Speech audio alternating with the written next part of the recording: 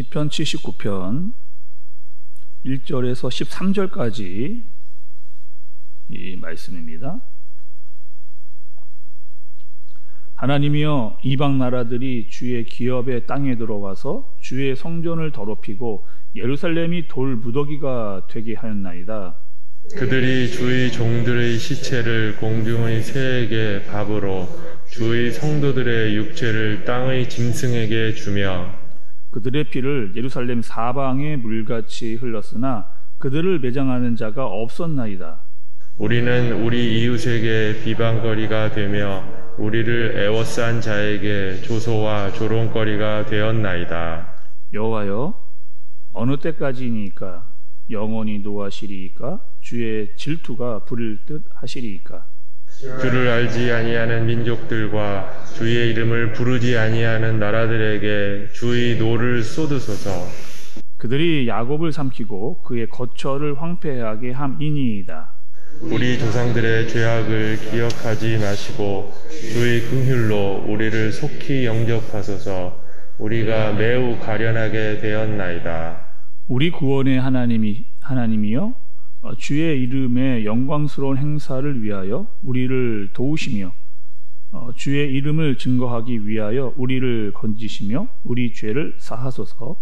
이방 나라들이 어찌하여 그들의 하나님이 어디 있느냐 말하나이까? 주의 종들이 피 흘림에 대한 복수를 우리의 목전에서 이방 나라에게 보여주소서. 갇힌 자의 탄식을 주의 앞에 이르게 하시며 죽이기로 정해진 자도 주의 크신 능력을 따라 보존하소서. 주여, 우리 이웃이 주를 비방한 그 비방을 그들의 품에 7배나 갚으소서. 함께 보겠습니다. 우리는 주의 백성이요 주의 목장의 양이니 우리는 영원히 주께 감사하며 주의 영예를 대대에 전하리이다. 아멘. 네, 오늘 말씀은요 시편의 말씀입니다. 우리 요나서 나훔서를 본 이후에 이제 시편의 말씀으로 4월 이제 마지막 날까지 이렇게 말씀을 살피게 될 겁니다. 특별히 오늘 말씀의 저자는요 아삽이에요. 처음에 시작할 때 보면 표제에 아삽의 시 이렇게 기록이 되어져 있습니다. 우리가 예전에도 이 아삽에 대한 시들을 우리가 함께 살펴보고 또 말씀해 주시는 의미를 우리가 깨달았었는데요. 먼저 여러분, 그 아삽이라고 하는 사람은 어떤 사람이었느냐? 다윗의 때에 다윗이 선택을 해서 그때 헤만과 에단이라고 하는 사람과 함께 찬양대의 리더였던 사람이 바로 우리 아삽이었죠. 그리고 또 이 아삽의 특징이 있었습니다. 하나님께 대해서 질문을 하는데 굉장히 솔직한 질문들, 또 우리가 이런 질문을 해도 되나? 라고 할 정도의 질문들을 이 아삽이 직접 하나님께 드리면서 답을 얻었던 그런 시들을 우리가 예전에 이렇게 살펴봤던 기억이 납니다. 그러니까 자신이 고민했던 문제들 하나님 앞에서 막 고민을 하면서 이 고민을 하나님께 기도로 올려드렸던 거죠. 그리고 그 기도를 하면서 그 하나님의 뜻이 무엇인지를 발견할 때마다 찬양을 하면서 하나님께 감사를 드렸던 사람이 바로 이 아삽이라고 하는 사람입니다.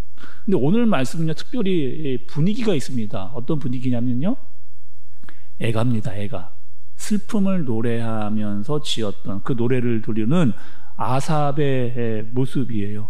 왜 슬퍼하느냐, 또 왜 이러한 고백을 하게 됐느냐를 살펴봐야 되겠죠. 이스라엘이 바벨론에게 제3차, 그러니까 세 번째로 지금 침략을 당했습니다. 그리고요 완전히 나라가 망해버린 그런 상태에서 그 나라가 망해져 있는 상황을 본 그 아삽이 지금 슬퍼하면서 하나님께 고백을 하고 있는 안타깝고 슬픈 상황에 놓여져 있는 아삽의 심정이라고 할 수가 있겠습니다. 오늘 시는요 세 부분으로 나눌 수가 있어요. 먼저 1절부터 4절까지는 예루살렘의 참상입니다. 이렇게 이 이스라엘의 수도였던 예루살렘이 완전히 폐허가 되어져 버린 그 모습을 이 아삽이 보면서 아파하고 또 하나님께 아뢰고 있는 모습이에요. 그리고 두 번째로는 5절부터 12절입니다. 그러니까 자신들의 죄, 이때까지 우리가 저질렀던 죄를 하나님께 회개하면서 하나님의 도우심을 간절히 구하는 것이 두 번째 내용이고요. 또 세 번째로는 마지막 절 13절입니다. 찬양으로 맹세를 올리고 있는 그런 시라고 할 수가 있습니다. 먼저 첫째 부분을 먼저 말씀을 좀 드리면 이런 상황이라고 말씀드렸죠.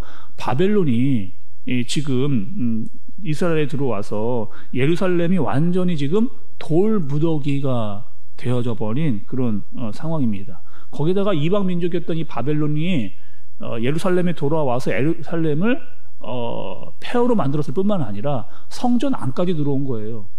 성전의 기물들을 함부로 대하는 그런 상황입니다. 그리고 가는 곳마다 이 사람들의 실체가 널브러져 있는 그런 모습. 이런 모습이 어떤 모습일까 좀 생각을 하다가 요즘 그 우크라이나에 있는 여러분 전쟁의 상황 잘 보시잖아요. 길거리에 사람들이 이렇게 시체로 있고 또 그 시체들을 어떻게 처리할 수 없는 그런 건물이 무너지고 사람들이 죽어나가면서 폐허가 되어져 있는 아마 그런 모습이었을 거라는 생각이 듭니다. 그러니까 비참하면서 자신의 민족과 사람들이 망해가는 저 있는 그 모습을 아삽이 보면서 너무나 슬퍼하는 마음으로 지금 고백을 하고 있는 거죠. 특히 이스라엘 사람들에게 있어서 그 땅은 하나님께서 주신 땅입니다. 땅의 기업이라고 이렇게 표현을 하는 거예요. 왜? 하나님께서 우리에게 주셨고 절대로 우리는 이 땅을 빼앗길 수도 없고 우리나라가 망할 수도 없다라고 이스라엘 사람들은 늘 생각을 해왔기 때문에 그렇습니다. 거기다가 성전이 이 망한다는 것은 또 이 예루살렘이 폐허가 된다라고 하는 것은 그들의 입장에서 한 번도 생각해 보지 않았던 엄청난 충격. 하나님이 주신 땅을 빼앗기고 하나님이 계신다라고 하는 성전이 무너진다라고 하는 것은 그들에게 있을 수 없는, 받아들일 수 없는 그런 상황인 거죠. 그러나 중요한 것이 있습니다. 오늘 말씀을 통해서 하나님께서 아삽에게 그리고 이스라엘 백성들에게 정확히 알려주고 싶어 하시고자 하는 하나님의 뜻이 있죠. 내가 너희에게 준 땅, 너희가 나를 위해서 지어진 성전, 그것이 아무리 크고 화려하다 할지라도 하나님과의 관계가 잘못되면 그 모든 것들은 아무것도 아니다. 그러니까 나와 너희와의 관계가 온전하지 않으면 아무리 좋은 성전, 좋은 땅이라고 할지라도 그 모든 것들은 다 아무것도 아니다 라고 하시는 것을 하나님께서 보여주시는 겁니다.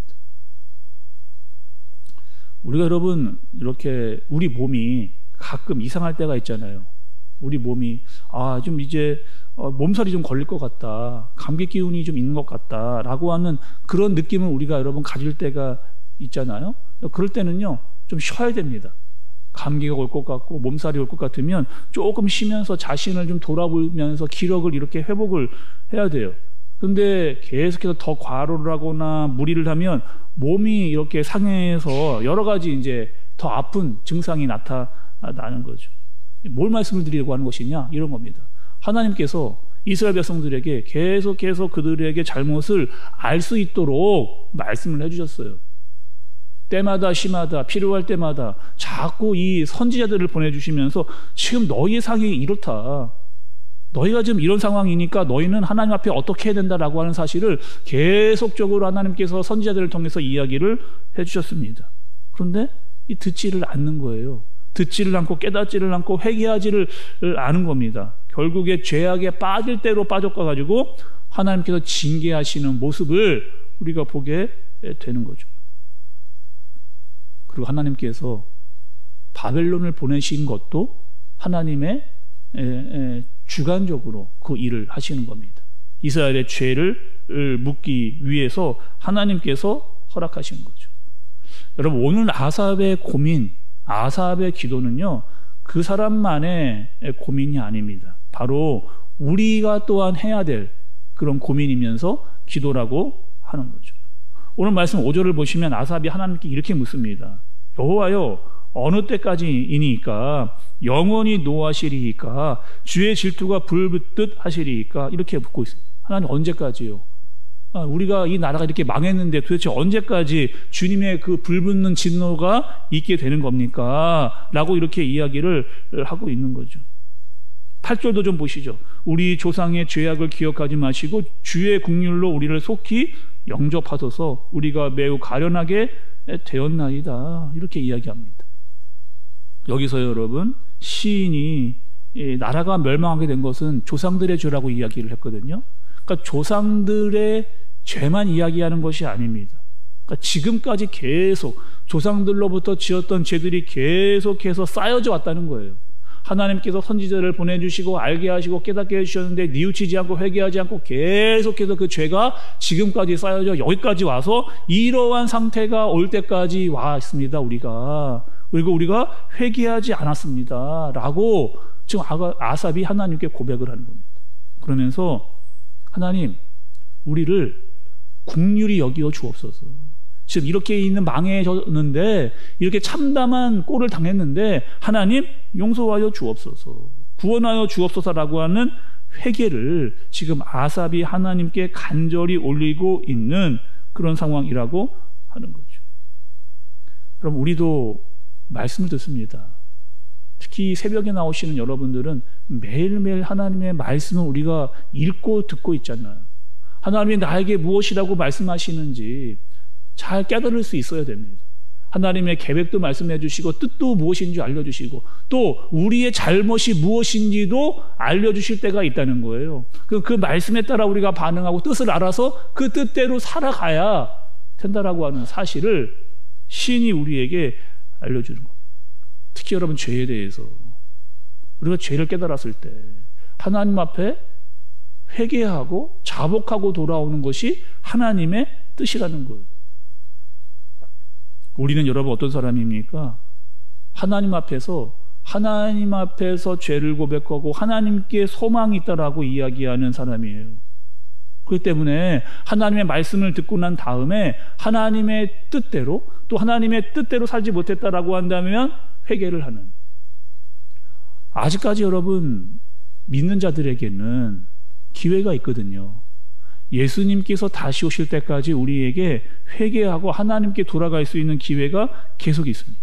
그러나 그것을 회개하지 않고 있었을 때 영원히 우리는 징벌에 빠지고 마는 그 무서운 사실에 대해서 오늘 말씀이 우리에게 알려주고 계신 겁니다. 오늘 시편에서 아삽은 이렇게 고백하고 있는 거예요. 조상들로부터 지었던 죄, 우리에게 쌓여있는 죄, 그 죄 때문에 우리가 하나님께 멸망을 당했습니다.